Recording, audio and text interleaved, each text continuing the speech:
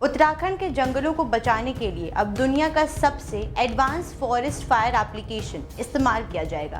Canada, Australia और south Africa समेत दुनिया के कई देशों में प्रयोग में लाए जा रहे एप्लीकेशन का अध्ययन करने के बाद इस ऐप को बनाया गया। खास बात यह है कि भारतीय वन सेवा के अफसर ने खुद इस पर सालों तक रिसर्च की और फिर अपने कार्यक्षेत्र में इसका 2 साल तक ट्रायल भी किया। नमस्कार, आपका स्वागत है डेली 24 भारत में। मैं हूं आपके साथ अदिति। हर साल गर्मियों के दौरान उत्तराखंड के जंगलों में आग लगने की घटनाएं बड़ी चुनौती बन जाती हैं।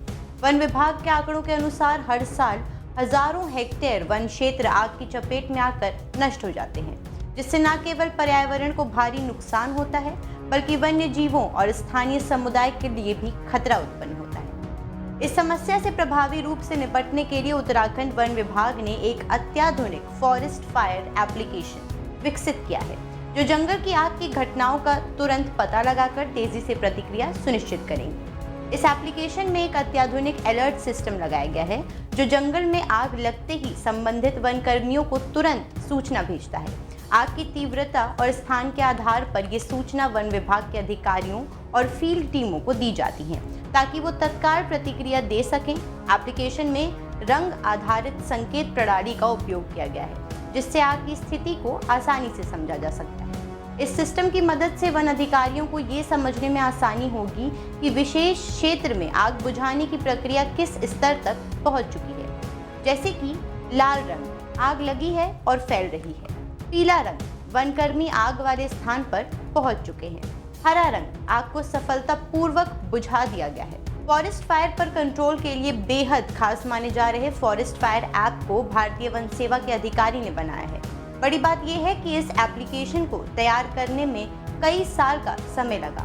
दरअसल फॉरेस्ट फायर ऐप को धीरे धीरे अपग्रेड किया गया। इस तरह ऐप को कुल 31वें वर्जन के रूप में मौजूदा स्वरूप मिला है। IFS अधिकारी वैभव सिंह फिलहाल हरिद्वार में DFO के पद पर तैनात हैं। फॉरेस्ट फायर एप्लीकेशन को तैयार करने के लिए दुनिया के कई देशों के ऐप का अध्ययन किया गया। IFS अधिकारी वैभव सिंह खुद इसके लिए कनाडा भी गए। कनाडा में उन्होंने फायर इकोलॉजिस्ट के साथ इस पर काम भी किया। करीब 3 महीने तक एप्लीकेशन की रूपरेखा तैयार की गई। इसके अलावा ऑस्ट्रेलिया, साउथ अफ्रीका और दूसरे ऐसे तमाम देश जहां वनाग्नि एक बड़ी समस्या है, वहां के ऐप का अध्ययन भी किया है। इस तरह दुनिया भर के तमाम फॉरेस्ट फायर से जुड़े एप्लीकेशन को बारीकी से मॉनिटर करने के बाद उत्तराखंड का फॉरेस्ट फायर एप्लीकेशन तैयार किया गया है।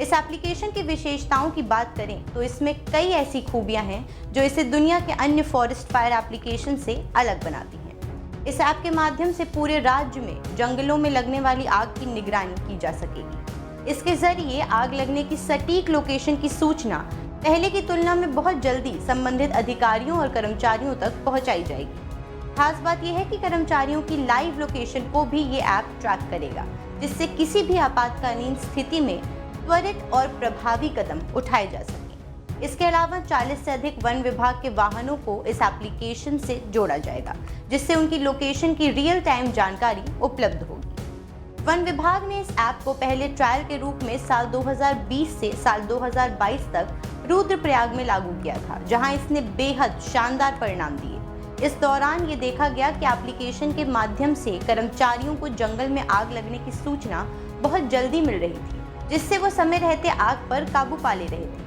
अब इस ऐप का विस्तार पूरे उत्तराखंड में किया जा रहा है। वन विभाग के अनुसार ये ऐप भविष्य में अन्य राज्यों में भी लागू किया जा सकता है, जिससे पूरे देश में जंगलों की सुरक्षा को नई मजबूती मिलेगी। इसके अलावा जंगल की आग से वायुमंडल में कार्बन उत्सर्जन बढ़ता है, जिससे जलवायु परिवर्तन की समस्या और गंभीर हो जाती है। इस तकनीकी पहल से जंगलों में आग लगने की घटनाओं को कम करके पर्यावरणीय संतुलन बनाए रखने की भी मदद मिलती है। उत्तराखंड के जंगलों से लगे गांवों में रहने वाले स्थानीय लोगों को भी इस एप्लीकेशन का लाभ मिलेगा। जब जंगल में आग लगती है तो कई बार ये रिहायशी इलाकों तक भी पहुंच जाती है, जिससे स्थानीय लोगों को जान माल का खतरा रहता। इस एप्लीकेशन से वन विभाग को समय रहते आग लगने की सूचना मिल जाएगी, जिससे ग्रामीणों को सुरक्षित स्थानों पर पहुंचाने और संपत्ति को बचाने में मदद मिलेगी। उत्तराखंड वन विभाग इस एप्लीकेशन को और अधिक उन्नत बनाने की दिशा में कार्य कर रहा है। भविष्य में इसे ड्रोन तकनीक और आर्टिफिशियल इंटेलिजेंस यानी AI से जोड़ने की योजना बनाई जा रही, जिससे जंगल की आग की घटनाओं का अधिक सटीक विश्लेषण किया जा सके और आग लगने से पहले ही संभावित खतरों का अनुमान लगाया जा सके। उत्तराखंड में हर साल जंगल की आग से करोड़ों रुपए के वन संपदा नष्ट हो जाती है और पर्यावरण को गंभीर नुकसान पहुंचता है। ऐसे में फॉरेस्ट फायर एप्लीकेशन एक महत्वपूर्ण पहल साबित होता है। उत्तराखंड वन विभाग के अपर प्रमुख वन संरक्षक निशांत वर्मा ने बताया कि इस एप्लीकेशन को इंटीग्रेटेड कमांड सेंटर से जोड़ा गया है, जिससे पूरे राज्य के वन क्षेत्रों की निगरानी की जा सके। ये सेंटर जंगलों में आग की घटनाओं पर 24/7 नजर रखेंगे और आवश्यकता पड़ने पर संबंधित अधिकारियों को अलर्ट भेजेंगे। इस एप्लीकेशन की वजह से फायर फाइटिंग टीमों की प्रतिक्रिया समय में 5 से 6 घंटे की कमी आई है, जिससे आग के फैलने से पहले ही बुझने में सफलता मिल रही है। हर साल जंगलों में आग लगने से वन जीवों के आवास क्षेत्र प्रभावित होते हैं, जिससे जैव विविधता पर नकारात्मक प्रभाव पड़ता है। इस एप्लीकेशन के उपयोग से वन जीवों और उनके प्राकृतिक आवासों की रक्षा की जा सकेगी। उत्तराखंड जैसे घने और विशाल जंगलों में आग लगने के बाद उस पर काबू करना बहुत मुश्किल हो जाता है। संसाधनों की कमी और दुर्गम इलाकों में होने के कारण दमकलों की टीमों को आग पर काबू पाने में काफी दिक्कत होती है। इसके अलावा बाहरी परिस्थितियां जैसे कि तेज हवा और सूखा भी आग के फैलने में सहायक होते हैं। ऐसे में वनाग्नि ऐप इन सभी परिस्थितियों को ध्यान में रखते हुए आग के फैलने से पहले ही चेतावनी प्रदान करता है। आपको बता दें कि वर्ष 2020 में जब कोरोना काल था, तब सबसे कम 135 घटनाएं रिकॉर्ड हुई और केवल 172.69 हेक्टेयर जंगल ही प्रभावित हुए। 2014 से लेकर 22 जून 2024 तक जंगल में आग लगने की 15,294 घटना हुई।